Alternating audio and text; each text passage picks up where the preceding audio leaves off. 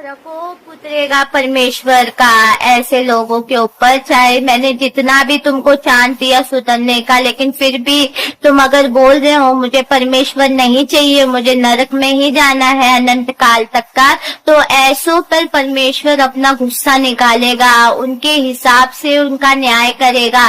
जैसा कि उनने पृथ्वी में किया है, उनके पापों के हिसाब से उनका न्याय करेगा। और जो मसीह में आता है पूर्ण रूपी से परमेश्वर को अपनाता है, परमेश्वर के वचन को चलता है, उसका भय मानता है, उसके वचनों को ग्रहण करता है, तो परमेश्वर उसका पाप नहीं देखेगा, परमेश्वर उसका दिल देखेगा कि उसके दिल में परमेश्वर के लिए यानी खुदावंद यीशु के लिए कितना प्यार है।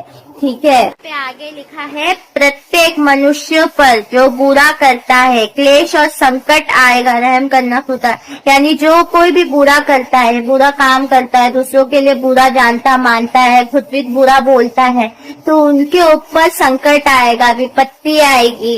ठीक है, पहले यहूदी पर यानी कि यहूदी यानी इजरायली पर, और जितने भी गैर यहूदी है फिर उन पर आएगा। ठीक है, फिर यूनानी यानी कि गैर यहूदी महिमा आदर और शांति प्राप्त होगी। यानी कि यहाँ पे लिखा है पहले यहूदी पर फिर यूनानी पर, परंतु प्रत्येक मनुष्यों को जो भला करता है, जो भलाई के कार्य करता है, जो अच्छे अच्छे कार्य करता है, जो मसीह ने सिखाया है, महिमा आदर और शांति प्राप्त होगी। उनको महिमा, परमेश्वर की महिमा प्राप्त होगी, परमेश्वर से खुशियाँ प्राप्त होगी, अनंत जीवन प्राप्त होगी। ठीक है, और पहले यहूदी को और फिर यूनानी को, यानी कि उसमें भी पहले यहूदी को जो मसीह लोग है, जो इजरायली लोग है, ठीक है, और फिर गैर यहूदियों को, यानी कि जितने भी मसीह लोग नहीं है।